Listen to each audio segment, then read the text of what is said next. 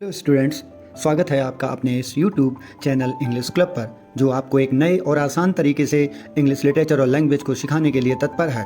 आइए आज हम सुनते हैं एक बहुत ही रोमांचक और इंटरेस्टिंग स्टोरी द एक्स, जो लिखी है जाने माने दक्षिण भारत के विख्यात लेखक R.K. नारायण ने। यह स्टोरी मालगुडी डेज नामक एक कहानी संग्रह है, पुस्तक है, जो 1942-43 में पब्लिश हुई। यह कहानी द एक्स मालगुडी नामक एक काल्पनिक गांव की है, जो कुछ ही घंटों की दूरी पर दक्षिण भारत में बसा हुआ है, जिसकी वास्तविकता के बारे में R.K. नारायण खुद अनजान थे। मालगुडी डेज नाम की कहानी संग्रह पुस्तक पर दूरदर्शन ने धारावाहिक बनाया था, जो दर्शक आज तक नहीं भूले हैं। आपको बता दें कि 1986 में सबसे पहले मालगुडी डेज दूरदर्शन पर टेलीकास्ट हुआ था। R.K. नारायण के पुस्तकों की खास बात यह थी कि उनकी कहानियां सकारात्मकता, ऊर्जा का संचार करती थीं। एक बार जो उनकी कहानियों को पढ़ लेता था, वो उनकी कहानियों की तरफ खींचा चला जाता था, साथ ही उनकी पुस्तकों की तारीफ किए बिना नहीं रह पाता था। R.K. नारायण की मालगुडी डेज और कहानी में किरदार बड़े बड़े होते थे, जैसे कि सुबह से लेकर शाम तक, रात से लेकर सुबह तक एक आदमी क्या क्या करता है और कौन सी छोटी छोटी चीज़ें उसे खुशी देती हैं, दुख में भी कैसे वो खुशी को ढूंढ लेता है। आइए शुरू करते हैं इस स्टोरी को, the x bye R.K. Narayan. कोपल नामक एक गांव में एक बेलन नाम का एक लड़का अपने माता पिता के साथ रहता था, जिसकी बहुत ही ज़्यादा फतेहाल हालत थी। इतना गरीब था कि वहाँ पर उस कोपल नामक गांव में ऐसा कोई भी गरीब व्यक्ति नहीं था। पूरे परिवार का भरण पोषण करने में भी बड़ी कठिनाई होती थी। यह कहानी R.K. नारायण ने मालगुडी शहर के बाहरी इलाके में स्थित एक कोपल नामक काल्पनिक गांव से शुरुआत की। मालगुडी R.K. नारायण का एक ऐसा टाउन है जो केवल फिक्शनल वर्ल्ड या फिक्शनल टाउन के रूप में कहा जाता है, जिस पर सबसे ज़्यादा कहानी R.K. नारायण ने अपने मालगुडी इलाके पर लिखी हैं।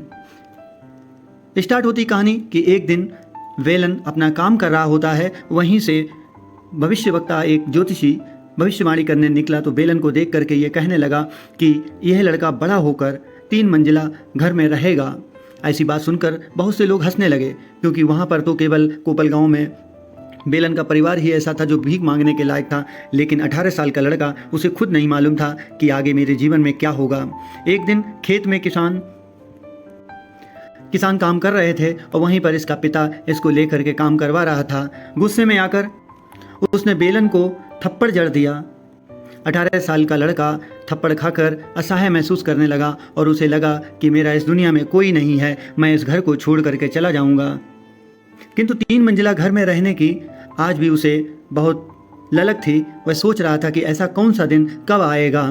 2 दिन तक भूखा प्यासा मालगुडी की शहर की गलियों में भटकता रहा, सड़कों पर भटकता रहा। अंत में एक माली मिलता है, बूढ़ा माली था। माली ने कहा कि मैं तुम्हें काम पर रख सकता हूँ, अगर तुम इस बगीचे को बिल्कुल साफ रखोगे तो बगीचे के तुम जिम्मेदारी ले लेते हो तो तुम्हारी यहीं पर नौकरी लग जाती है, और अगर तुम बगीचे की देखभाल नहीं करोगे तो यहाँ से तुम्हारी नौकरी दूर हो जाएगी, तुम्हें यहाँ से भगा दिया जाएगा। कई तरह के फूल और पौधे लगे हुए थे, जैसे कि गुलहाड़, गुलदाउदी, चमेली, गुलाब, और गर्मियों में भी वहाँ पर बैठने के लायक जगह हो गई थी। जो भी यहाँ से निकलता था वो यही कहता था कि ये तो वंडरलैंड यानी आश्चर्यचकित करने वाली ज़मीन बन गई है। राजमिस्त्री आकर के बताता है कि आपके मालिक ने मुझे यहाँ पर घर बनाने के लिए भेजा है, मुझे यहाँ पर इमारत 3 मंजिला बनानी है, तुम्हें मेरा साथ देना होगा। बेलन कह देता है कि मैं तुम्हारे साथ हर समय तैयार हूँ, जो आपको ज़रूरत पड़े मुझे बुला लेना। इस तरीके से बेलन भी उसके काम में हाथ बटाने लगा और अपना भी बगीचे को साफ स्वच्छ रखने का काम करता रहा। इमारत का काम बहुत बड़े पैमाने पर हो रहा था, सामान इधर उधर फैला हुआ था। नित्य प्रतिदिन वह बेलन शाखाओं को काटता छांटता सुंदर बगीचा बनाता चला जा रहा था, और दूसरी तरफ इमारत भी बहुत बड़े रूप में बनती चली जा रही थी। इमारत के ऊपर गुंबदाकार आकृति इस तरीके से सुशोभित हो रही थी, मानो कि पेड़ पौधे की गुंबदाकार आकृतियां वहां पर सुशोभित हो रही हैं। इमारत भी इतनी सुंदर हो गई थी कि बेलन खुद भी अपने आप में कहता था, क्या यहाँ पर कोई ऐसा रह सकता है, क्योंकि यह स्थान 3 मंजिला इमारत, एक बहुत बड़ा भवन और साथ ही में एक बहुत बड़ा अच्छा सुंदर मनोरम बगीचा, दोनों के देख करके ऐसा लग रहा था जैसे मानो कि स्वर्ग में कोई खड़ा हुआ हो। राजमिस्त्री भी बताता है कि मैंने ये अपने जीवन में सबसे अच्छा मकान बनाया है, लेकिन इससे भी बड़े बड़े लगभग कई करोड़ रुपए के मैंने मकान बनाए हैं, लेकिन आपके मालिक ने केवल 2 लाख ही खर्च किए हैं। साधारण घर से थोड़ा सा महंगा ही ये है। उस घर के पास में ही झोपड़ी थी। उस झोपड़ी में बेलन रह करके मनोरम दृश्य को देखता था और उसने अपने हाथ से एक मार्गोसा का पौधा लगाया था। मार्गोसा मीन्स नीम। उस नीम के पौधे के पास जा करके हमेशा कहता था, तुम बहुत ही नन्हे छोटे हो, कब बड़े होगे, जल्दी खाओ पियो और बड़े हो जाओ। अगर तुम बड़े नहीं होते हो तो मैं तुम्हें उखाड़ करके फेंक दूंगा। इस तरीके से वह सभी पौधों के पास जा करके कहता था। पौधे फूल दे रहे थे और पेड़ भी फल देने लगे थे। धीरे धीरे समय बीतता चला गया और मालिक मालकिन दोनों उस घर में रहने के लिए आ गए थे। बगीचे में कई प्रकार के पक्षी शाखाओं पर बैठा करते थे। उनके चहकने की आवाज़ बेलन को बहुत ही अच्छी लगती थी। हमेशा बेलन यही पसंद किया करता था कि मार्गोसा मीन्स नीम का जो पेड़ है उस पर ही पक्षी आकर के चहकते रहे हों और उसे उसके कानों के लिए मंत्र मुग्धि मिलती रहती हो, ऐसा उसे प्रतीत होता था। वो लगातार इन्हीं बातों को सोचता रहता था। प्रकृति की सुंदरता का दृश्य हमेशा देखता रहता था। वह अपने घर को भी भूल जाया करता था कि उसके 14 बच्चे हैं और उसके माता पिता और भाई बहन भी हैं। दामाद और छोटे बेटे भी रह गए थे। उनमें 8 बच्चों को उसने खो दिया था। कभी कभी वह नए साल या दीपावली या अन्य कोई पोंगल जैसे त्यौहार मनाने के लिए घर चला जाता था और वहाँ से अपने नाती पोतों को साथ में लेकर के आता था और फिर उनको बाद में छोड़ दिया करता था। बेलन पूरी तरह से संतुष्ट था। जीवन से कुछ भी नहीं मांगा था उसने। बड़े घर में रहने वाले लोग भी जीवन के साथ सम्मान और रूप से शांति से रहते थे। किसी को कोई कारण नहीं दिख रहा था कि वह अच्छी चीज़ हमेशा के लिए क्यों नहीं चलती, लेकिन मौत उनके कोने को झांक रही। बेलन अपनी कुटिया पर सोया हुआ था। अचानक एक व्यक्ति ने आकर उसको बताया कि तुम्हारे मालिक की मृत्यु हो चुकी है। बगीचा और मेरे साथ क्या होगा, यही बेलन के अब दिमाग में आ जाता है, क्योंकि वो तो वहाँ रह रहा था। मालिक मालकिन की मृत्यु के बाद ये सोचता है कि अब मेरा क्या होगा और मेरे बगीचे का क्या होगा, क्योंकि मालिक और मालकिन के जो बेटे थे वो ये सब नहीं रख सकते। उन्हें ये पसंद नहीं थे। बड़ा घर उन्हें पसंद नहीं था, बड़ा बगीचा पसंद नहीं था। लड़के उसके आपस में लड़ने लगे, एक दूसरे से दूर होते चले गए। 1 साल बाद कोई और परिवार इस घर में किराएदार बन करके आया। बेलन को देखते ही उन्होंने कहा कि बूढ़े माली, तब तक बूढ़ा बेलन हो चुका था, बूढ़े माली कोई चाल मत चलना। हम जानते हैं कि तुम किस प्रकार के हो। अगर तुम ठीक से व्यवहार नहीं करोगे तो हम आज ही तुम्हें नौकरी से निकाल देंगे। बेलन को जीवन आसानी लगा था, लेकिन आज उसे बहुत बुरा लग रहा था कि इतने पौधे बड़े पेड़ बन चुके हैं और उन पेड़ों को जब काटा जाएगा तो उसे कितना बुरा लगेगा। पेड़ भी बच्चों के समान थे और बगीचे में सारे पेड़ पौधे ऐसे खिलखिला करके हंसते रहे थे जिसे मनोरम छटा और घटा प्रकृति की निराली सी लग रही थी। बगीचे के रास्ते धीरे धीरे खुदते चले गए। बेलन में विरोध करने की अब हिम्मत नहीं रही थी, क्योंकि कई लड़के मालिक और मालकिन के आपस में लड़ करके छोटे छोटे पार्ट में बट चुके थे और बगीचे को भी बांटते चले जा रहे थे और बड़े घर को भी गिराने की वो लोग सोचने लगे थे।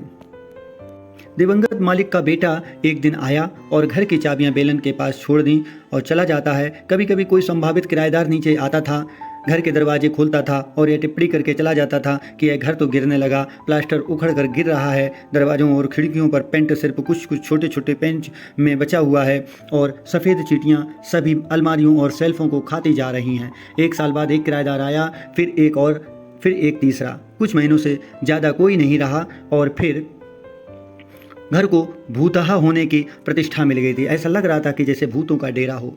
यहाँ तक कि मालिकों ने भी घर देखने आने की आदत छोड़ दी थी। जो भी मालिक के लड़के थे वो भी अब नहीं आया करते थे। बेलन अब घर का लगभग मालिक बन चुका था। चाबियाँ उसके पास थीं। वह बूढ़ा ही हो रहा था। हालांकि उसने अपनी तरफ से पूरी कोशिश की।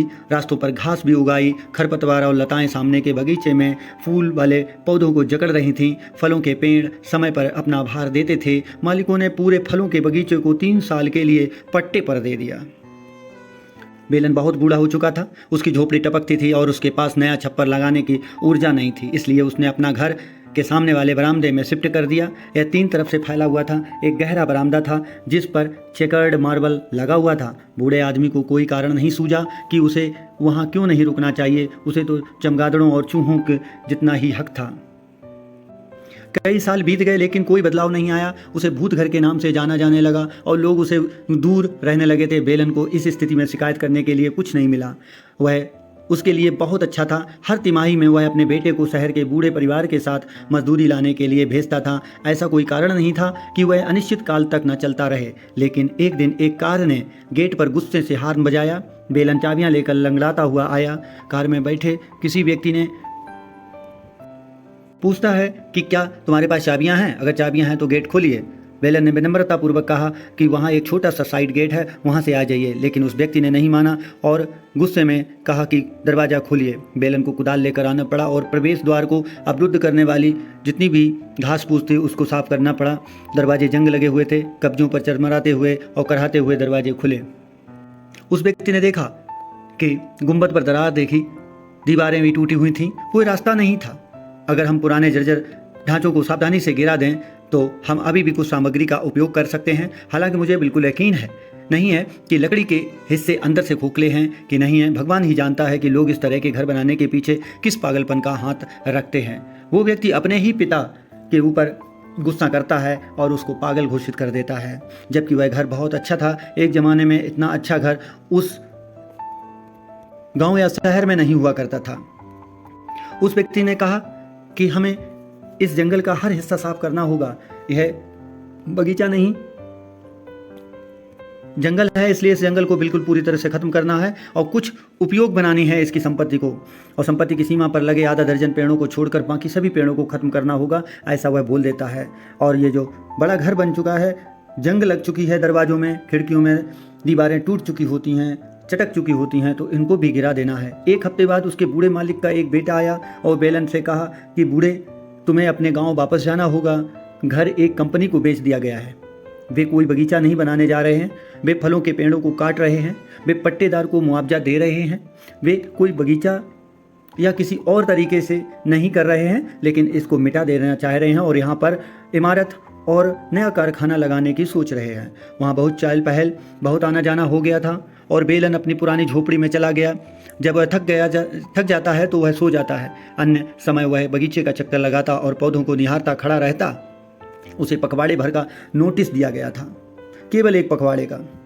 उसे हर पल कीमती समय लग रहा था और वह अपने पौधों के साथ आखिरी क्षण तक रुकना चाहता था। लेकिन एक कुल्हाड़ी की आवाज़ ने उसे दिन के बाद दोपहर की नींद से जगा दिया। कठोर सतह से ब्लेड के टकराने की धीमी आवाज़ उसके कानों में पड़ी। वह उठा और भागकर बाहर आया। उसने देखा कि 4 लोग पुराने मार्गोसा मिसनीम के पेड़ के विशाल तने को काट रहे हैं। वह चिल्लाया और कहने लगा, बंद करो। उसने अपनी छड़ी ली और काटने वाले पर झपट पड़ा और उस पेड़ के तने पर लिपट गया। बेलन रो पड़ा और कहने लगा, यह मेरा बच्चा है, मैंने इसे लगाया, मैंने इसे बढ़ते हुए देखा, मुझे यह बहुत पसंद है, इसे मत काटो। लेकिन वह कंपनी का आदेश है, हम क्या कर सकते हैं? ये लोगों ने कहा। अगर हम नहीं मानेंगे तो हमें नौकरी से निकाल दिया जाएगा और कोई और काम पर हमें नहीं रखेगा। बेलन कुछ देर तक सोचता रहा और बोला, क्या तुम कम से कम मेरे लिए यह अच्छा काम करोगे? मुझे थोड़ा समय दे दो, मैं अपने कपड़े बांधकर घर जाऊंगा। मेरे जाने के बाद जो चाहो करना। उन्होंने अपनी कुल्हाड़ियाँ रख दी और इंतजार करने लगे। कुछ ही देर में बेलन अपने सिर पर गठरी की झोपड़ी से बाहर आया, गठरी लिए हुए। उसने पेड़ काटने वालों की ओर देखा और कहा कि तुम एक बूढ़े आदमी के प्रति बहुत ही दयालु हो। तुम बहुत दयालु हो कि तुमने इंतजार किया। उसने मार्गोसा की ओर देखा और अपनी आंखें पोंछीं और कहा, भाइयों, जब तक मैं सचमुच बहुत दूर न चला जाऊं तब तुम काटना शुरू करना। पेड़ काटने वाले लोग जमीन पर बैठ गए और बूढ़े आदमी को जाते हुए देखते रहे। करीब आधे घंटे बाद उसकी आवाज़ें दूर से आईं, आधी अधूरी आवाज़ें आईं, अभी मत काटो, मैं अभी भी सुनने की सीमा में हूँ, कृपया तब तक रुको जब तक मैं दूर न चला जाऊं। इस तरह से बेलन अपने लंबे लंबे कदमों से बहुत दूर चला जाता है और इधर पेड़ काटने वाले लोग पेड़ को काटना शुरू कर देते हैं। यहीं पर यह कहानी समाप्त होती है।